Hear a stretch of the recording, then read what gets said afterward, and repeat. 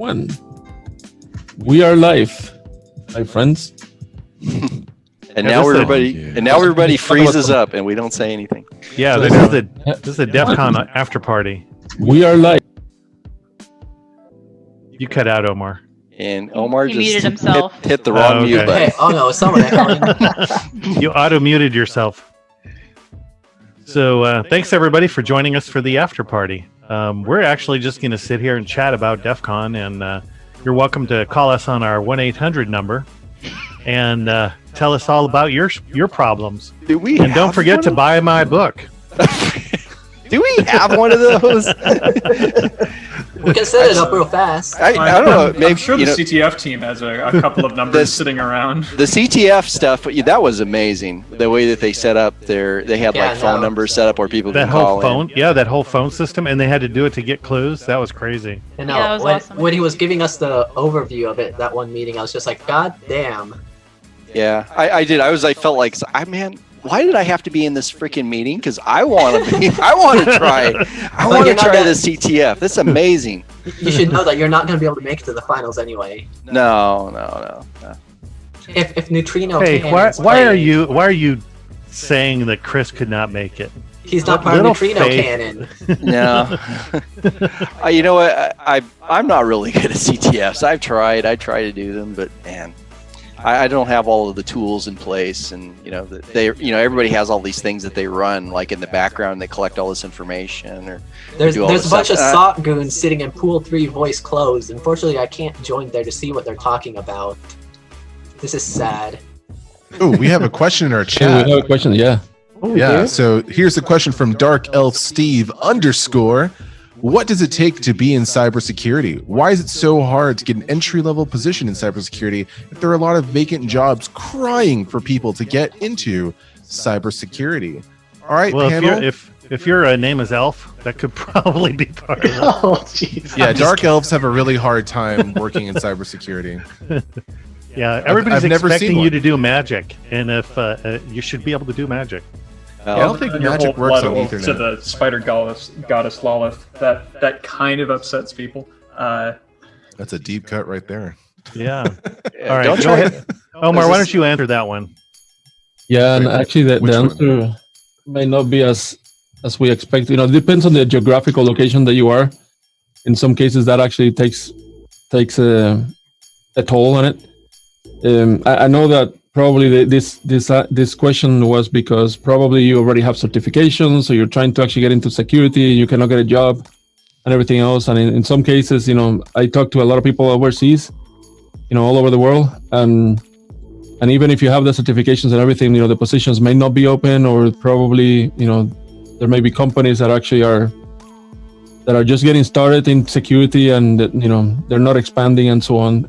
So there's a lot of factors in that. Now, if you are brand new and you want to get into security and you don't know where to get started, then to get a job, that's a little bit different question. So if you can clarify, if it's actually something that you just want to change careers and you don't know how to just get started, then probably we can get you in there. If it's actually something that you already have some experience and you cannot get a job nowadays, that's something that we can probably answer. Yeah, and the other thing is to think about potentially doing an internship. There's a lot of companies, Amazon, Cisco, just about all of the Fortune 1000s have some type of internship program. Yeah. And then the other thing is you need to learn how to channel your inner cyber. And the best way to do that... Another thing that you should probably do is not try to get a job at a company where their fiscal year is closing. Oh yeah, that's true. Because all the jobs are frozen during that time. That's actually a really good comment, because people may not know that are just getting into the industry. You got to check out what the cycle of the company is to see when their end of year is, because at that time they close all the jobs. And even if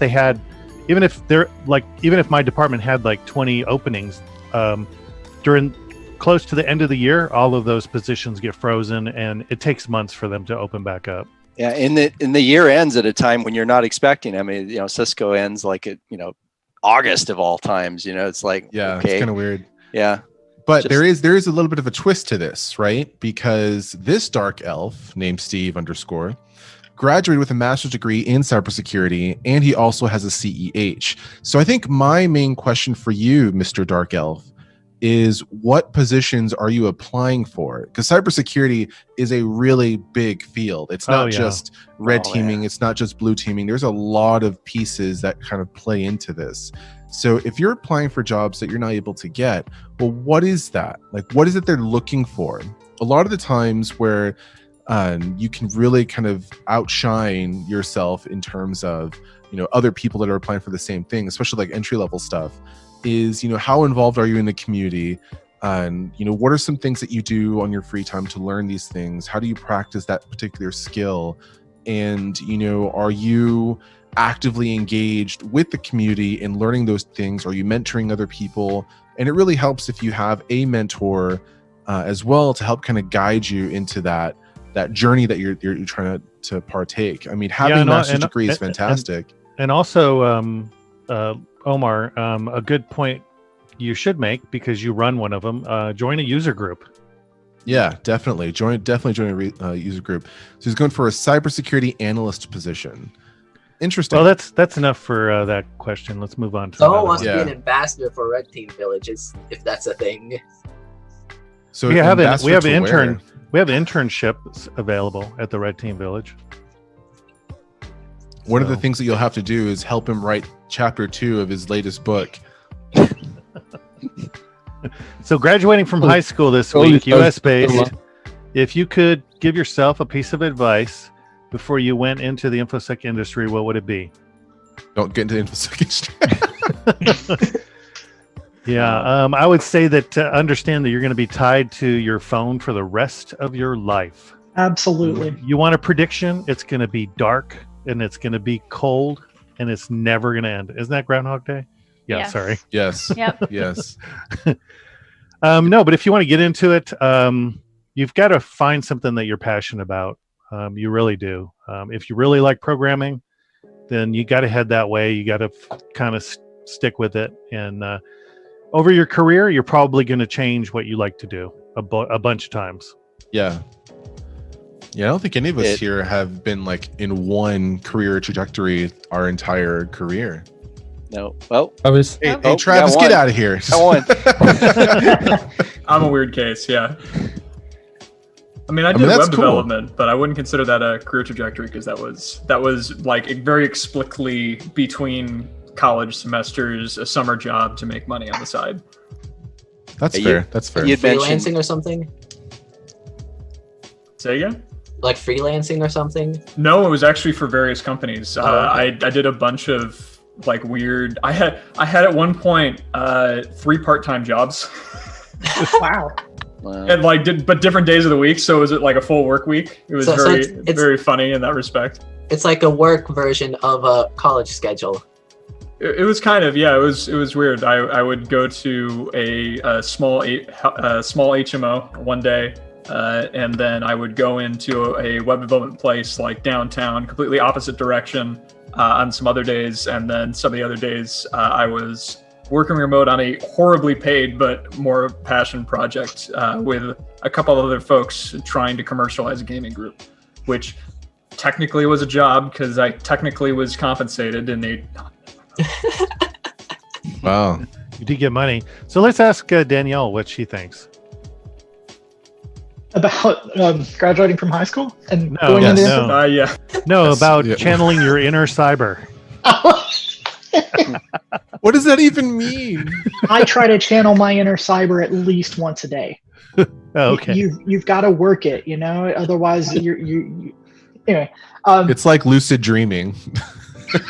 So I don't know what the educational background of other people here is, but I only have an associate's degree, and that can give me a lot of imposter syndrome sometimes. But to your point about finding a mentor, I think no matter what your educational level, no matter what your certifications are, finding someone who can recognize your strengths and can guide you to resources and opportunities that you may not have the experience to see is a very valuable piece of advice. Well said. I mean, don't at all get into having imposter syndrome, having associates, because I don't even have a degree at all. I'm one of the weird people that is mostly self-taught. Now, I did join the military. I was in the military for about 9 years, and I was very fortunate to be in the kind of position where I got to, to work on electronics and work on, I actually joined in the Air Force. I was crypto at the time. And it just so happened that one of our pieces of terminal equipment that we had was a router, quite a lot. We had these classified networks, and they were, I really got interested in routing and switching at that time, and just got into it, and I was so passionate about it, just latched on and just didn't look back since. And it's really interesting too, because when I submitted my resume to the company I work at now, they didn't call me for, I think it was like 3 years. My resume was floating around in their system, and all of a sudden I got a call out of the blue, and it's like, hey, you want to come work for us? And I was like, yeah, I would do, because I really wanted to get into security. I really wanted to move laterally. I wanted to take some of the skills that I had at the time and be able to apply them, and it's just been wonderful. And so that's awesome, man. Don't ever think that just because you don't have the degree, if you have the passion. I work with people that have like literary degrees. Or we had some guy that was on the red team village earlier. So he was a philosophy degree or something. I was like, yeah, that's awesome. I think I remember that. It's just a matter of gosh, we have such a great community, and just don't give up. So what would Voltaire say about this 0 day? It brings such fresh perspectives. People who aren't all from the same educational background, different ways of thinking, different ways of approaching problems. Yeah, somebody asked about being too old. Yeah, and I just point them. He's 30. Yeah, I just point them to Omar, Panda Omar, and I'm like, look how old this dude is, man. He's ancient. Yeah. Like, I've been around the block. He's 90 years old, and he does, and he's still doing stuff in cyber. That's how much I've told you, and that was 5 years ago. So now you're like 130. Yeah, something like that. I'm just an immortal. But I'm a slow learner. It looks like learner. You're talking into the panda's hand now. I am. Well, let me position this a little bit better. There we go. So you can see it pop back in. That's pretty cool. And also, go ahead. I'm gonna start into probably a rant if we go down this path, but I do think it's important to point out that there's a lot of cases where there's some artificially closed doors, or it seems like there's some artificially closed door because it's like, oh, well, I'm too old, or, oh, I don't have a bachelor's degree, and they're specifically asking for people with bachelor's degrees. And my personal favorite is the job postings where it's like, yeah, you need to have like 8 years of experience in Kubernetes. I'm like, Kubernetes. That's great. Yeah, that's great. Sorry. Yeah. Let me just grab my time machine real quick and get that for you. Yeah, 10 years experience do it twice. In the Swift language and iPhone development and developing for iOS. What is it? What are we at? 13, 17? I have no idea. There was a really great tweet from the guy that created Fast API, and he got turned down from a job that was looking for, I think, like 10 years of experience in Fast API, and that particular library had only been around for 3 years, and he was the one who developed it, and he didn't get the job because he didn't have the experience. It's like, how much? It's like, I built the damn thing, and you're saying, no, I'm not experienced enough to work in this? That's hilarious. I think a lot of this stuff also has to do with the recruiters, man. They just don't know their head from the hole in the ground. One of the things I would also recommend is that my head or is that a hole in the ground? I can't tell. One of the things I would recommend to anybody too is that if you can, find out who the hiring manager is. Don't work for a recruiter. They're just they're so useless. I saw a job posting that was like some kind of like really fancy development job. From the sound of it, scroll down a little bit, $80 a day. I mean, that's really good. You're developing a hole in the ground for a septic system. With a shovel. With a shovel, yeah. You cannot automate the shovel. So during closing, we forgot to invite Lauren. That was my fault. So what do you think, Lauren, about all this? About what? About if you're too old to get into cybersecurity. Or about being forgotten. I'm forgotten every time. Not as much as Samantha is. Oh my God, yeah. I don't know how Oh many my times goodness. Omar has called her Samantha. I'm like, it's Savannah, it's Savannah. Yeah. Yeah, I don't think there is a too old, especially nowadays. It's mainly about attitude. If you show the willingness to learn, if you're in an interview and they ask you, do you like continued education? Don't say no. If this is your passion, if you like learning, then you need to promote that. I mean, CDocs and I have done a lot of interviews, and it's brutal how honest people are. I mean, it's a good thing and it's a bad thing, but it's like, if you're trying to get a job, don't say, I don't like working with other people.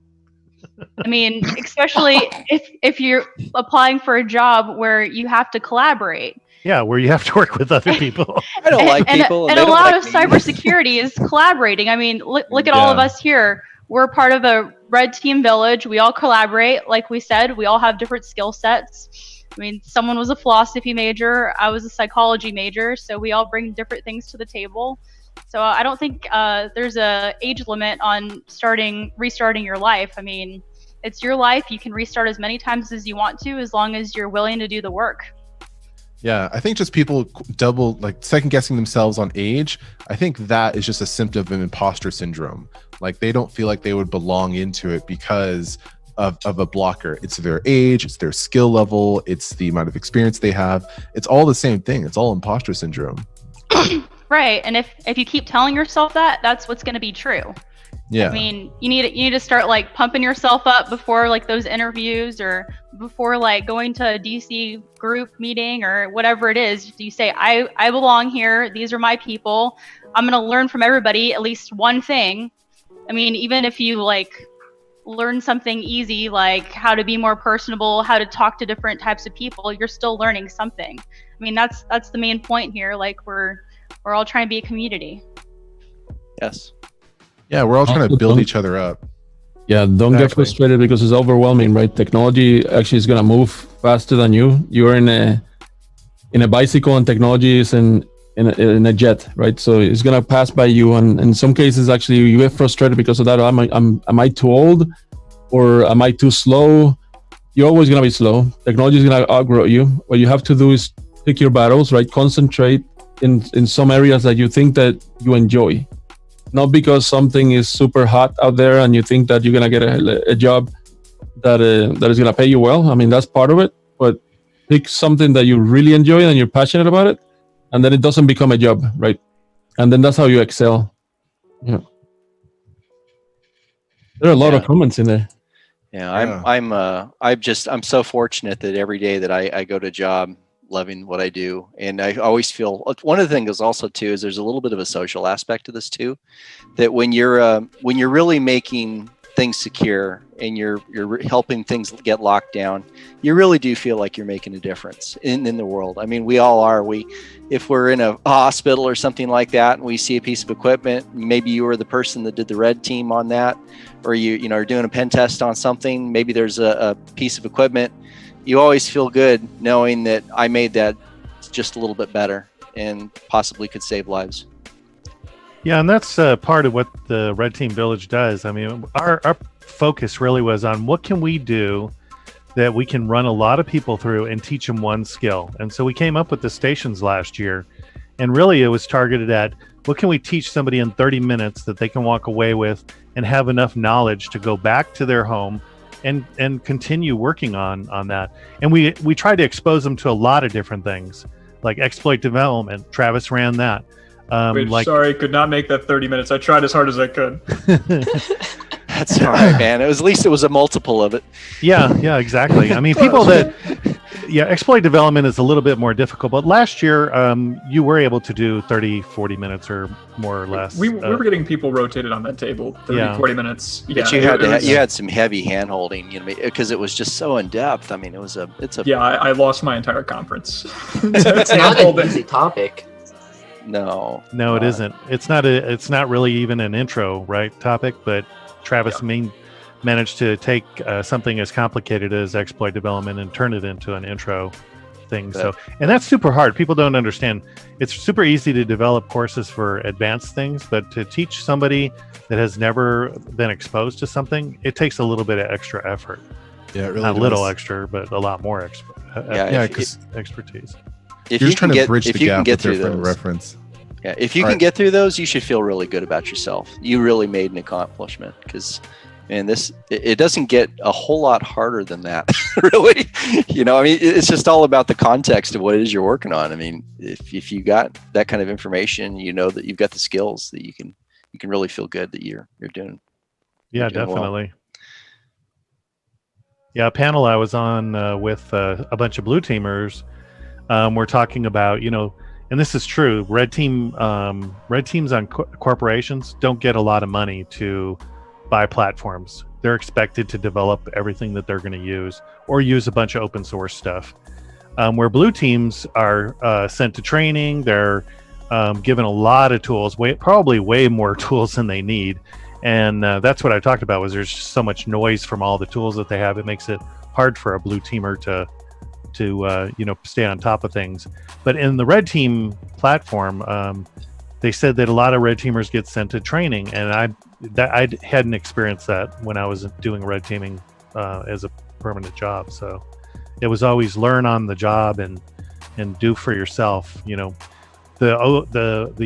OSCP saying, or the offensive security saying, is the one that I live by. Try harder. Mm-hmm. If you didn't get it right, or you didn't get the first time, keep going, keep trying. Yep. Absolutely. So there was another comment in here somewhere about not being welcomed into user groups, like local user groups, or that there's some toxicity within some community groups. And I think the best advice I can give someone in terms of they're not fitting into a particular group, just start your own. Or find, it's like Omar did. Yeah, and like or find one. Yeah, I mean, or find something else. Like the internet is both a great equalizer and a great separator. You can find people who are dealing with the same thing and trying to learn the same things that you are, and you can join up with them, and you can get the support, and you can also support other people at the same time. It's a lot of give and take in those types of communities. And also you don't have to join like a DC group, a Defcon group. You can actually, and you don't have to join a cybersecurity group. If your passion's programming, then join a programming group. Go on meetup.com. There's a ton of different groups out there. You should be able to find a group in your area, and most groups take anybody, any age, from anywhere. So there's B-sides. There's how many other kind of groups there are. I mean, and plus another thing is, there's always going to be that one person that's boastful, or I'm not going to say don't be,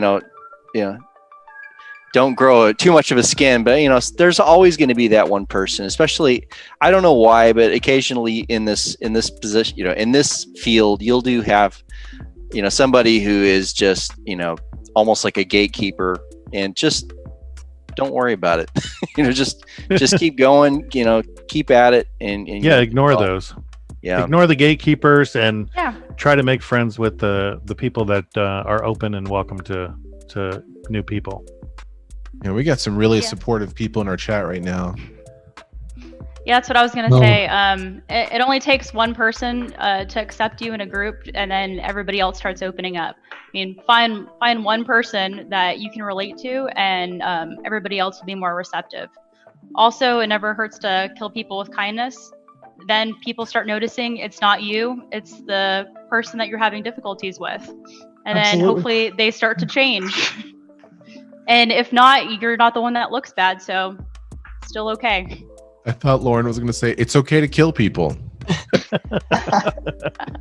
All right. We can't officially condone killing people. No, then she comes out like, oh, I'm sorry, my audio cut out. What was the last thing I said? My code of ethics won't allow that. Sorry. It was kindness. Kindness. Oh, with kindness. Yeah. Got it. Yeah. So put the knife away. I need some heart emojis coming up. Yeah. Can we get a round of hearts in the chat, please? Thank you. Yeah. Yeah. So anybody want to talk about some DEF CON stuff? What is DEF CON? I've never heard of it. No. Well, so they just had closing ceremonies. Yeah, I was about to ask, can anybody who does not have like a Red Team Village badge flag or something on Defcon's Discord check for me?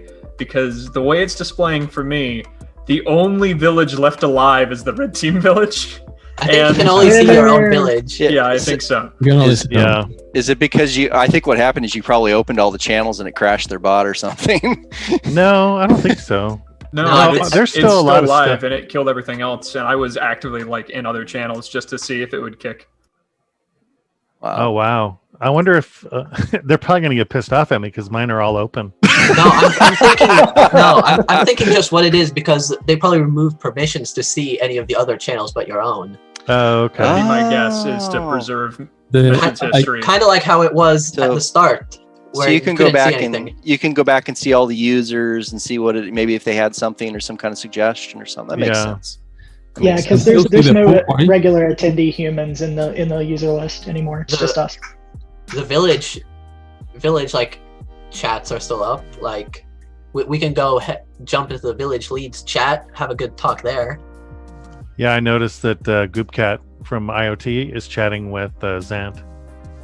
Yeah, they said they don't see anything, just the LineCon. Yeah, anyway, that's good. Since we're live, I was going to mention that Defcon just ended their closing ceremony and mentioned next year is August 5th, I think, and it's just going to be in the smaller hotels. I think they're expecting a lower population than normal, which is reasonable to think about because if the vaccine comes out at the end of the year or beginning of next year, I mean, 3 million people is a lot of people to inoculate. Yep. And, even people getting the flu, I mean, it takes 6 months for people to get all the flu shots, right? A regular flu shot. It's taken me 2 years to get my flu shot. Man, I hope we can have this in person. I mean, given all the circumstances, I'm really impressed though. I think that the DEFCON went really smoothly. I hope that we think that there was more participation because people were remote. I mean, we had people that were all over the world and yet they were still able to attend and still able to watch. And it was helpful. Definitely. Because there's no way you could have hundreds of people in one training at once if it was in person. Literally no. No, and some of the trainings we had 800-900 people, so it was pretty cool to see that streaming talks. But definitely. Well, one of the other things that we probably should mention is that the Red Team Village actually ran a couple of events before DEFCON because we wanted to get our hands dirty. We wanted to see, run into. You can plan all you want to, but until you have a real event with a real attendee saying, this doesn't work, I can't really see this, or there's a problem, does it actually become reality? So we ran an event in May. We've been on Discord, I think, since February or March. So we were on, and a lot of people like Omar's been on Discord for years. So our actual village, RTV, has been around for a while. This is my first time ever really being on Discord, and I'm really super impressed. I think that they there's always, like I was mentioning on the Red Team Village earlier, there's always some jerk that sets off the fire alarm, when you're in a hotel. And I think that they might have had a little bit of problems occasionally with Discord on DEFCON side, but on the Red Team side, it was just silky smooth. And, the way you could just tag users and set up bots. I mean, I'm impressed. They must have some great APIs to allow you to do these kinds of things and allow you to onboard people. And, it was just amazing to me. Yeah, we had one class that we had limited seats in, and I asked Omar, "Hey, can you throw a bot together real quick to do this for me?" And he's like, "What?" And this is like at 11 o'clock at night or something. Oh yeah. Ended up being an hour late. Yeah, or something like that. So we could poll people, so that we could make a list of people that wanted to get into the class. But you found that bot though, and I was like, "All right, let me read these docs real quick." Yeah, it worked out well. I was looking here in the Red Team server, and the oldest message I can find is from April 18th. April 18th? Is it Hello World? No. I think we deleted a lot of early stuff of our probably because it just says, "Yay, looking forward, blah, blah, blah, blah, blah." Oh, okay. It's probably when we announced we were doing Mayhem. Probably. It was our first virtual event test run. Yeah. And Mayhem went great, I thought. Yeah. Yes, it was fun. Definitely did. Yeah, we had great feedback, great engagement for our first virtual event. Yeah, and then Omar Santos wanted to go ahead and do it like overnight. I was like, what is wrong with you? That was a great experience. By the way, if you guys don't know what we're talking about at Mayhem, all the videos are in the YouTube channel. So all the presentations. And I saw a couple of questions in here from people that have never been to Defcon. So probably we should, based on our experience, probably go down. I guess everybody here and share your experience. How did you get started in Defcon? How many times have you been? What have you done? Yeah, why don't we start with Pandamar? This is my first Defcon. I've never been to Defcon before. Wow. Yeah. Awesome. Unique experience. Yeah, it is a unique experience, and I hope that we can do it in person. I'd love to be. Well, I don't really like Las Vegas, but I'd love to be in a place with a bunch of like-minded individuals and hang out and learn some cool stuff. But this was fine. Yeah. All right, your turn, OS. Santos. Me? Okay. I was expecting that you will talk. No, I talk entirely too much as it is. So yeah, my first Defcon. Now you have to bear with me because I have like 4 hours of sleep in the last 4 days. But my first Defcon was in '98. So however many back, I guess 22 years ago. Yeah. I was in the Marine Corps, and I was stationed in Torrance Palms, California, and I actually drove with a whole bunch of other friends of mine. And my MOS was actually similar to Chris, right? So we work in a vault with no windows, and every time that you said, "Hey, we're gonna go out and have fun in some type of conference that they call Defcon, let's go." So we went. That's awesome. That was my best experience in my life. I mean, I just came out of the vault of not seeing people, and now I'm interacting with a lot of people that actually now, for many years, I keep in touch with. Some of them are the leaders of companies, and it's just an amazing community. I was actually telling somebody yesterday that for one of the presentations, I was actually literally getting sheets, like covers from beds to be able to actually put a projector, because they didn't even have that, right? So, and there were like 27 presentations only, and it was amazing, and it grew and it grew and it grew, and every year is like Christmas. I'm always looking forward to Defcon every year. So did you get spotted as a Fed?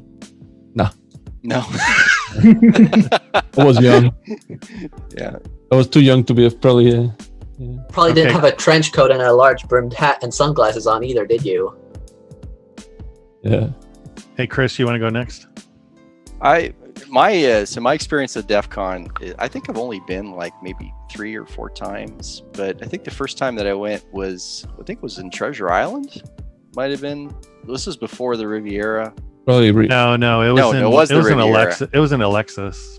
Oh, okay, yeah. Alexis Park, yeah. Because I don't remember it was in one other place before Alexis Park, but yeah, it was. The hotel was just a complete dump. Oh yeah, the Rio. But that was the Rio, yeah, the Rio.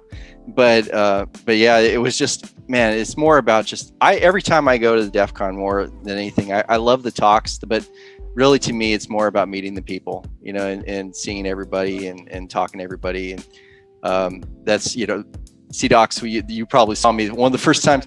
I was so enamored with the villages, and I mean I didn't go back. Once I was there, I was like, man, this is great. Being able to come in and just meet with people, and it was something else, because I never really, for me, I mean, we had a few, we have a little bit of hackers with the group that I'm in, but I just couldn't believe that there were so many in the world that were all so passionate about things. Yeah, thank you. Oscar, you want to go next? Sure. It's actually my first time, which is great because it's a historic event, being the first time Defcon's actually canceled. So being a part of that is great. Did you get the shirt and the badge and all that stuff? I got the badge, yeah. And I have the shirt on right now. This one. Oh, yeah. Nice. Yeah. Nice. Yeah, I got the badge in the mail yesterday. Just in time. Yeah. Hey, so I have a quick question about the background on Ascari over here. So you see how the red team village is a shield and the blue team village is a knife? Wait a second. Yeah, it's like complete opposite. Yeah. Were we being ironic? Apparently. I just wanted to point that out for anyone who missed that Easter egg. Let's continue. That's pretty funny. There you go. Is that better? We love you, Blue Team. We do. Yeah. Blue Team's awesome. Blue Team Village, way to go, guys. You did a great job this year. They did. They're awesome. They have a great team. Their leaders are awesome. We get along with them perfectly fine. We do a lot of this banter stuff with them, and it's all in good fun. You know, red teams and blue teams have to work together. If anybody ever tells you that they don't work together, then they don't understand what red teams and blue teams do. So, did you have anything else you wanted to mention, Ascari? No, not that I can think of right now. Just your first time? Okay. Yeah. And Danielle? So this is actually my fourth Defcon. My first one was Defcon 25, and I had been to conferences beforehand, Splunk or Rapid7 or whatever, just like more vendor-specific conferences. So it was my first time going to like a real big conference that wasn't focused on anything in particular, and it was also my first conference by myself. All my previous conferences, I had gone with a coworker or a family member had come just to take advantage of a trip or whatever. And to me, that was the most frightening aspect was flying into a city that I had been to before. I had been to Vegas, but I had no experience with the people or the hotels that I was walking into. And I could not have been more surprised at the welcoming environment that I got whenever I got there. Everyone was so nice and understanding that, I had never been there before. I was trying to find my way around. I was trying to figure out, where my interests were, trying to find a crowd to, go to parties with and stuff like that. And on a whim, I actually went to one of the QueerCon mixers, and I found a group of similar people who were first-time DEF CON attendees. They were just getting into information security, and we kind of formed an impromptu little posse and spent most of the weekend together after that, just sort of bouncing ideas off each other and having a really fun experience.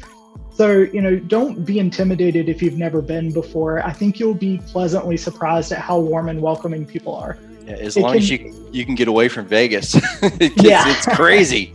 Yeah. I think that could be the really overwhelming part. But yeah, once you're inside DEF CON, it's great. Yeah, no, and Danielle, you're right. I always give the advice, if it's your first time to DEF CON, try to associate with a group of people that have similar interests as you and hang out with them. Or find a village to volunteer for or an event to volunteer for, and that way you automatically have some type of built-in connection there. But like you did, going by yourself and then finding your own group, that it's a little difficult doing that. But kudos to you for doing that. Definitely, kudos. Yeah. So next is Lauren. So last year was my first year at DEF CON, and it was because we started the Red Team Village. CDocs, Omar, and Travis and I were all part of the main team, and Chris McCoy too, and Danielle, and it was a lot of fun. It was a lot more fun than I thought it was going to be. It's definitely a lot of hard work when you're running the village. You're exhausted the entire time. You don't know how your feet are going to hold you the next day, but they somehow do anyway. Yeah, I think one of the main things I would say is if you're going to volunteer for a village, be nice to the volunteer coordinators. I mean, they're doing the best they can. We're doing it for free. So giving sass isn't going to get you anywhere. Because I had that experience. Yeah. That's actually a real life thing. Be nice to the people that are trying to help you out. Yeah, we're doing this for free for the good of the community so everybody can learn. We're doing this for you guys, so help us out and just be nice and appreciative, and things will go a lot further. Yeah. I thought it was really cool too. Everybody kind of was like, "Oh, DEF CON's weird. Everybody there's weird," but it's like in real life, who isn't weird?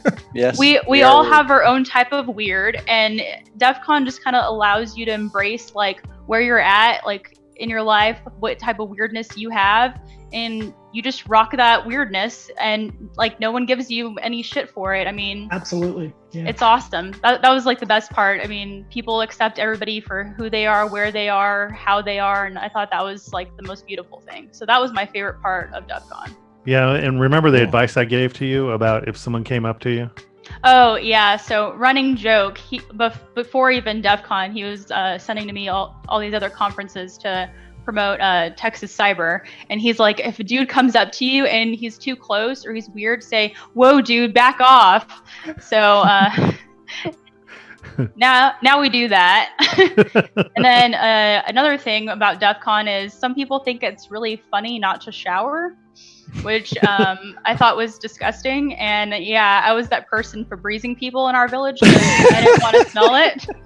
No shame. I didn't even spray the floor towards the third day. I was like, I'm just gonna straight up spray you because sometimes. But now it smells like Febreze and sweat. I don't know which one's well, it wasn't as bad actually. It's sometimes because they haven't actually slept and they've been up for partying for 3 days or so they didn't shower. Yeah, and they forget that it's 105 degrees outside. Yeah, please. Probably 120 inside. Yeah, 120. Yeah, it's like 3 hours of sleep, 2 meals, 1 shower per day, mandatory. 3, 2, 1. 3 days straight. 2 meals, 1 hour sleep afterwards. I'm staying at the Westin, and I got to walk outside and go to the hotel or something. Yeah, a mile in the heat. Yeah. Oh yeah, you don't realize how far it is, like from hotel to hotel in Vegas. That was like a total shock to me because when you look at the map, you're like, oh, look at all these hotels, and they're all together, and like. No, no, they are not. No. Yeah, I thought that was kind of crazy how spread out it was too. Like when you're at the Flamingo and they're like, "Oh, we're going to Bally's," and I'm like, logistically, like, no, I don't want to do that. So I would say also like plan your days. Like pick a few closer hotels together and do that one day, then pick a different few and then do that the next day. Don't be trying to go from like one end of the strip to the other end because that's just not going to be fun for you. Yeah, treat it like Disneyland. Yeah, exactly. You got to have a strategy. All right, Travis, you're next. So I have attended 3, including this one. My very first one was, I was basically off by myself. That was a weird year. I was still co-workers with Chris that time, but basically nobody else was going. A couple other people were going to Vegas, but they were out as soon as Black Hat was done. And so I was alone in Vegas and just trying to get my feet wet. And I ended up basically setting up camp in the IoT village and working on some 0 days, and then not working on 0 days because I was too busy helping other people like figure out how to bridge networks because they knew how to hack, but they didn't know how to do like basic network bridging to get internet, and they didn't have internet working in there. Such as Defcon. Definitely. And yeah, my second year, I went from like getting my feet wet to full immersion, I guess, because I spent the entire time either running the exploit dev station, the Red Team Village, or giving a talk, or being on the pager as the surprise backup speaker for anybody who possibly showed up late at Defcon because I had submitted a talk that had gotten accepted after all the slots were filled. Because they lost my paper accidentally. The first time accidentally. They legit I got the most like apologetic email of just like this is terrible. Can you send us that again? And then it must have gone through some like crazily rapid review board because 2 days later it's like, yeah, we want you. But there's no slots left because we already gave them to everybody else. So would you be okay with being a backup speaker? Did you get to speak? I did get to speak, but not on the Defcon main track. So I still got to give it. It was a pigeonhole of a talk. DNS fragmentation poisoning and something that this year should be fixed.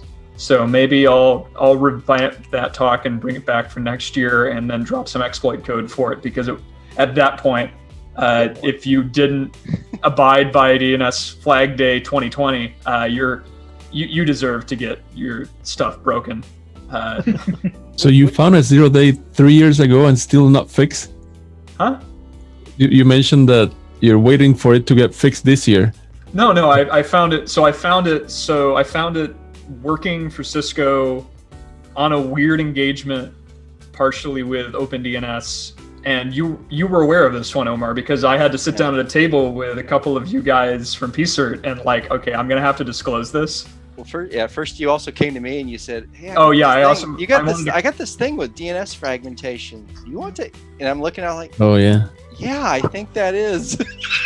I think that's pretty bad." It was you, or it was going to be you or one of the other CCIEs. I'm like, I want to just run this by somebody real quick, like from a network perspective of the extra protocols in play. Is this a thing that should be a reality? Because like this is just kind of a tweak on the existing stuff, and it's basically pulling from a couple of different sources in academic papers. Mm-hmm. And yeah, that was. You had done it kind of, it was like an older thing that had been known about, but you had done like a tweak on it. Yeah, a tweak on it from a really recent and largely tossed to the wayside academic paper where they figured out how to guess the sequence numbers for UDP packets based on just basically interrogating Linux machines. And it could be done with just a couple of pings back and forth and seeing what they would give back on. It's amazing too.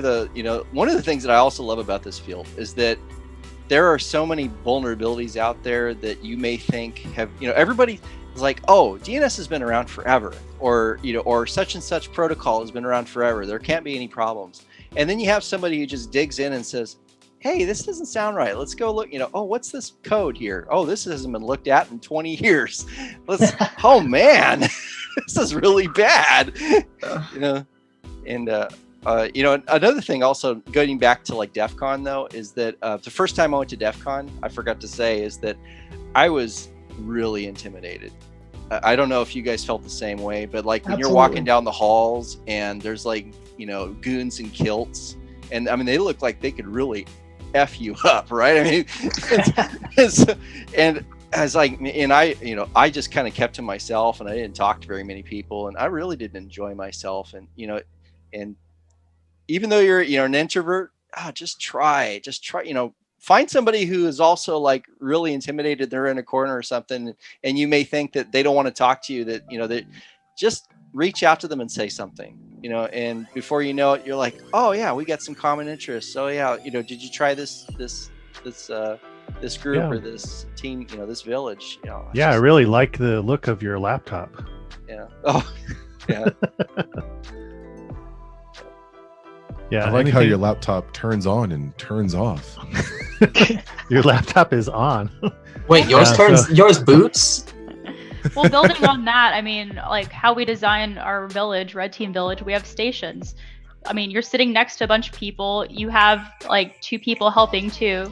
I mean, it's an environment you're meant to talk with other people, and hey, you're sitting next to someone that's also learning at the same part you are, and then you can become friends. It's an easier way to do it because you have like the common goal, common interest, and I think that really helps too. I think that's why I also like our village design. It really promotes like talking to other people. Even if you feel awkward, you have that one thing in common that's easy to just talk about. Right. If you get stuck and you say, hey, I'm stuck here, and somebody on one side or on the other side may say, oh, hey, this is what I did, and then help you out. So you're not waiting for the instructor to get with you. But yeah, you're right. It's conducive definitely for socialization for people with common interests. Definitely. Hey, I want to give a quick shout out and kudos to Lauren for basically wrangling all of the volunteers and making sure they are where they go. It was like herding cats. Thank you. Yeah, congratulations, Lauren. That you did a great job with that. Thank you. Your name is fitting. Definitely. Your name is fitting too. Time Turner, you're keeper of the times. That's yes, right. And then following up with the people that said they were going to volunteer and didn't show up. Yeah, I had to kick a bunch of volunteer roles, and I surprisingly didn't get messages saying, why did my volunteer role get kicked? I thought for sure someone would have been like, where's my volunteer role? But you know what you did. Yeah, it's kind of one of those like school teacher things, like you know what you did or didn't do. Yeah. But I mean, we couldn't do it without the volunteers, so I appreciate all the ones that did show up. A bunch of them worked really hard. A bunch of attendees kind of stepped up into that volunteer role. Yeah. A bunch of the volunteers. A bunch of them were also like, "I'm here earlier. Can I still start helping?" Yeah, exactly. I'm never gonna say no to that. I'm like, yes, thank you. More power to you. Appreciate you. Yeah. And a lot of people signed up for extra shifts. Yes, exactly. That's how Daniel is now on here. That's how I came on too. After Mayhem. That's how we recruit you guys. After Mayhem, Joseph was just like, "Hey, you want to help?" Little did you know. And then came back the whole weekend. Yeah, that's what happened to Johnny C too. If you guys saw him on our Discord, he was in Mayhem and Jungle, just hanging out, answering questions, and we're like, "Hey, do you want to volunteer?" And then Johnny C is like from Brazil or something, right? Yeah, he's in Brazil. Yeah, it's like, and he was just hanging out, and we're like, "Hey, you want to come back?" We had it. Kudos for that noob team he started. That was great. Yeah, that was really cool. Like, way to go, Johnny C. You're amazing. Yeah, he created a noob CTF group. That was awesome. That was the Capture the Learning group? Yeah, Capture the Learning. He came up with that idea within the first few hours of us starting, right? Yeah. Yeah, he did. It was like, "Hey, can we have a channel for this?" And I was just like, "Of course, it's great." I thought it was pre-planned, and then I looked at the message history. I'm like, oh, okay, yeah, sure. That's how we do things at the Red Team. That's right. Yeah, we pivot. It's improv. We're doing a live demo. like this whole hangout here. Yeah. This was not planned. Go ahead, Omar. What were you saying? No, that we had a lot of people from Brazil that are also within the same Defcon group that's Johnny C. Oh yeah, that 550 or something like that. Yeah, they were helping amazingly. We also had a community from India called the Jazz group, and they helped on Mayhem and Jungle and in this event too. So thank you. Marin was awesome. Yeah, he was. Red Team Villages worldwide. Yeah. That's right. Yeah, we definitely are. Yeah. Anywhere the internet can reach. Yep. Someone asked about next year. I did mention that it's going to be back at the Flamingo Bally's Paris again, and it's because they're expecting lower than average attendance. So they are not moving to the Forum. Maybe in a couple years it'll move back. I think next year all events are going to, if they're going to be in person, they're probably going to be limited to a certain number of people to attend. So I will tell everybody now that's waiting. I've been probably to 25 years to DEF CON. I always tell people I grew up at DEF CON. I remember going and sitting in, this was when it was in Alexis. They had these hallways and everybody was set up in the hallways, and then in the middle was like the cafeteria and stuff, and that's where a group of us kind of got together and loosely started the Wall of Sheep with paper plates and stuff, because we're all like doing the same thing, like sniffing the wireless network and seeing people log into stuff, and it was like, what is wrong with these people? But 25 years. I think Alexis was the first hotel I went to, and I've gone every year ever since. My plan really was not to go last year. I had already resided to, it was going to be the first time that I didn't go to DEF CON. And the reason was because I was part of another village, founding another village, and I had some disagreements, and I didn't want that to kind of affect how the village operated. So I thought, me not going, it keeps everybody kind of, status quo, keeping things moving. But the opportunity came up to start this village, the Red Team Village, and I was like, sure, why not? And the other thing was I didn't want to interfere with that village, so I didn't talk to any of those volunteers. We basically had to start the Red Team Village from the ground up with a whole bunch of people that I knew, but I hadn't worked with before in that capacity. And last year, it just came together so well. I mean, Travis ran the exploit development amazingly. Omar brought in the Websploit hands-on workshop. We had an attack range that was set up. We had the CDC there running as well. And we had our Red Team 101 track. So the 101 track really came from my discussions with Jeff from Defcon. He was like, let's talk about what the Red Team Village is going to do and how it's going to help the community. And that 101 was like, we've got to level set people, because people have a lot of misunderstanding about what a red team does. And sure enough, it worked out great. Everybody loved doing the 101 because it brought everybody up to understanding really, and it was helpful for them at that point, because then when they went to the next station, which was Omar's station, they were actually like, okay, now I know why I'm learning this and what the goal of being in the red team is. So I thought it worked out pretty well. So and everybody that's on here that was part of it last year really is what made it a great event to run in person. And we'll get back to running it at DEFCON again, either next year or the year after. So thanks everybody. So what did the prep time look like on last year versus this year? The prep time? Like a month? We got approval in May, right? I think it was the first part of May. Yeah, I think it was 6 weeks, right?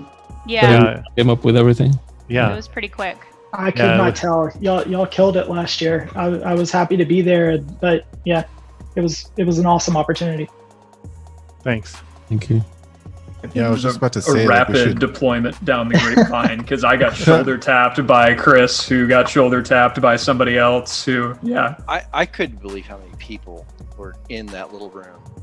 It's so crowded. That was crazy. Oh, and a line going out like down the hall and snaking around. Yeah, it's around all the way to the bathroom. No. They're like, we got a line to the bathroom. Yeah, if Ron was on here, he would tell you a story about Lauren and the blue team, because the blue team came and put some stickers on some of our signs. Don't mess with me. And Lauren chased him down the hallway. He thought it was kind of a joke, and he turned around and he saw her, and he ran like full speed so she couldn't catch up with him. I almost caught him, but he ran into two people and knocked them down, and I didn't want to be a jerk and run over those two people also. Yeah. So that's how he lost me. Turns out it was actually tactical. They were there planted so they could trip and fall. Yeah. Yeah, they were part of the blue team. No, that guy was like, oh shit, I can't believe this person's still following me. That's hilarious.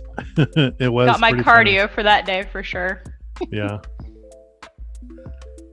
But yeah, Joseph and Omar and Lauren, I mean, major kudos for you guys organizing this and putting it together and gathering everyone together and making this happen. I mean, this would not have happened if it weren't for the initiative, the drive, the direction, the leadership, all of that from you all. So it's been an honor working with you all on this, and I'm looking forward to continuing that. Thank you all so much for this.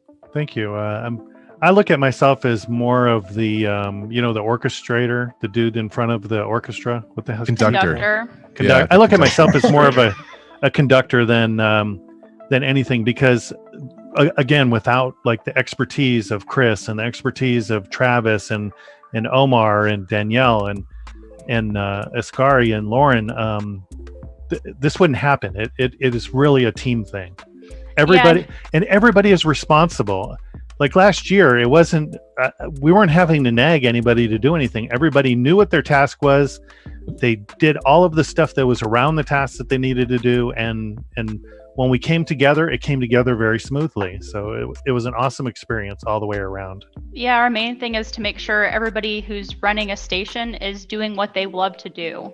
And they take charge of that, and they own that, and they run with it. They get to do what they want to do with it, and they have creative power over it. And that just is what makes it what it is. It makes it so great. I mean, Travis ran with his, and it was awesome the first year, and it was great this year too. It was. Thanks everybody for what you do. Yeah. Thank you for the opportunity. I mean, that's what this is. We're all here to help each other out. Yep, exactly. and learn from each other. Maybe have some fun along the way too. Oh yeah. No. You're supposed to have fun. Fidget spinner will get mad at you for saying no fun. Yeah. It feels a little bit painful during the conference. During the event, yeah. Last year we were like, okay, everybody needs to take some time from themselves, and then when it came down to it, nobody took any time. Everybody was a food runner for us to make sure that we ate every day.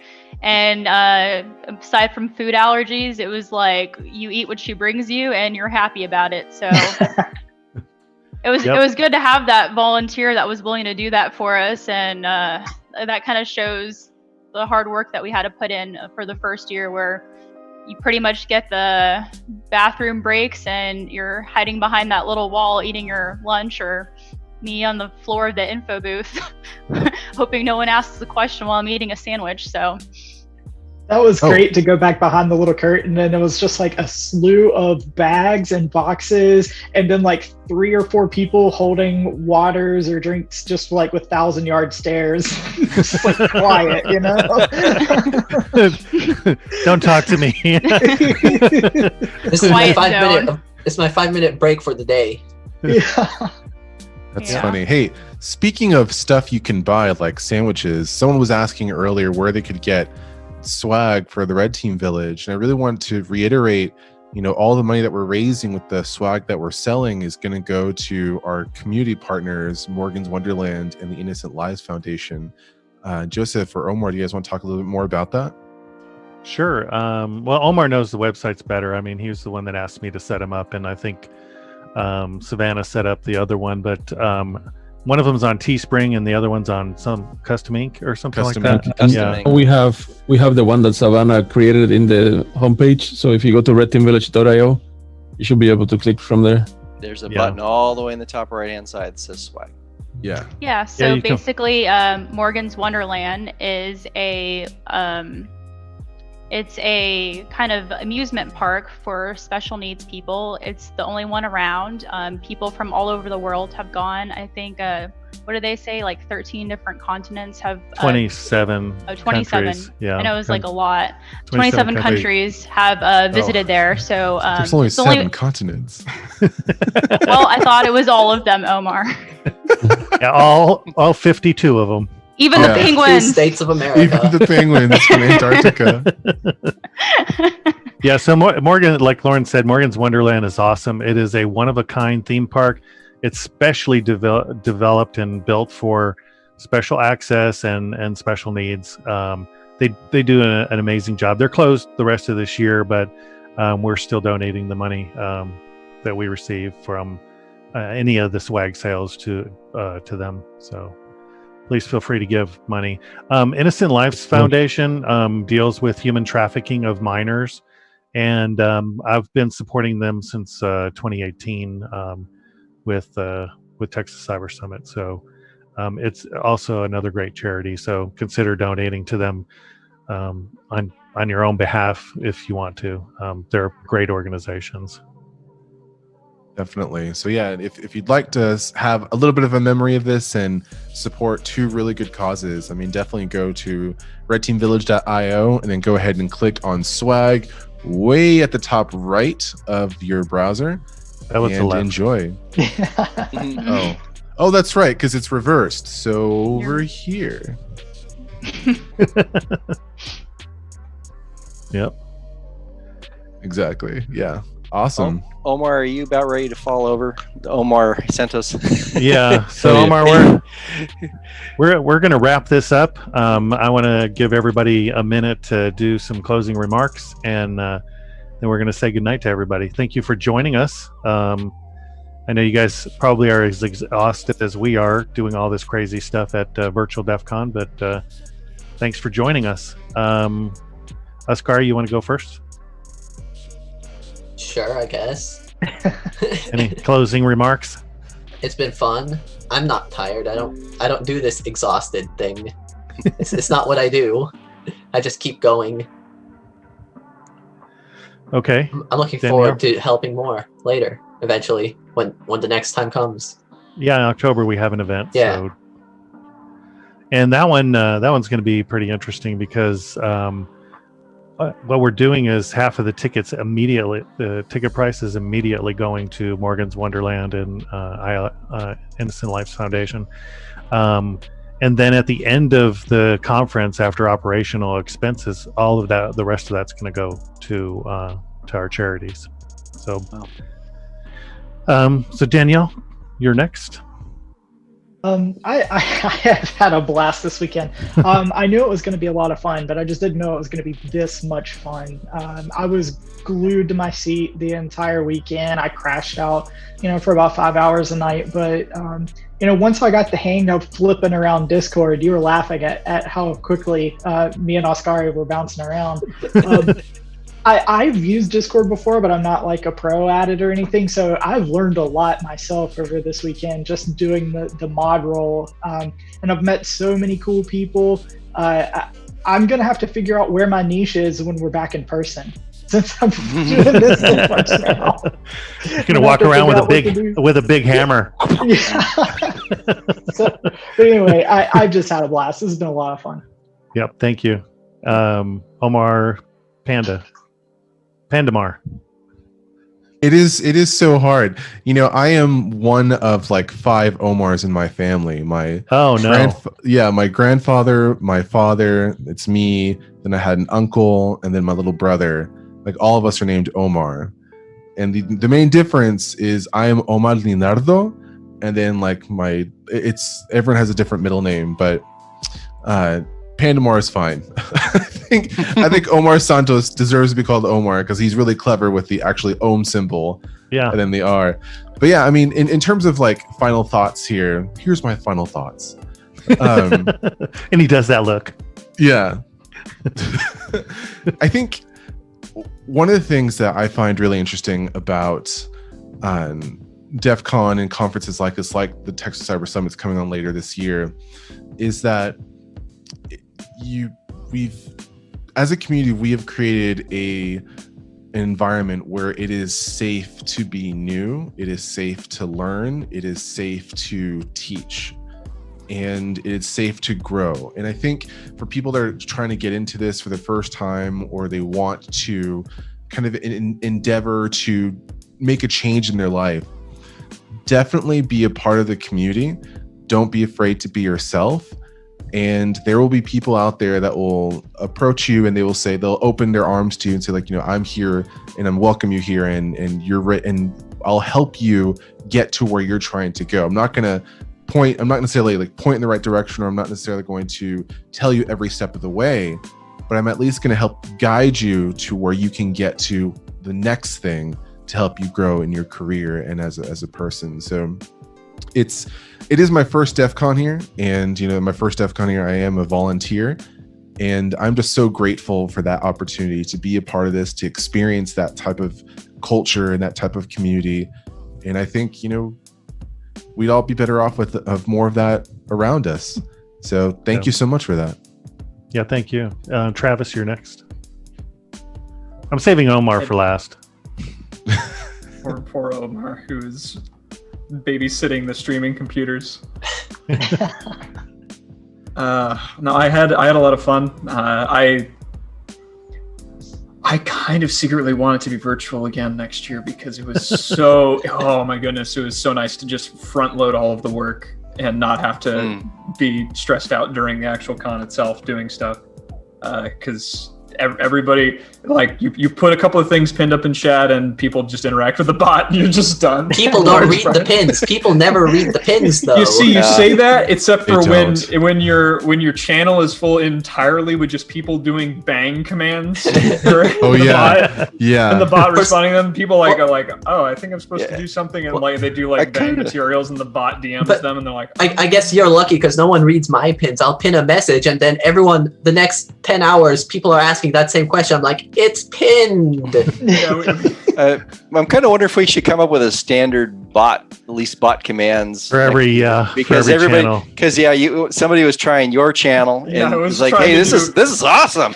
Let's go to the other one.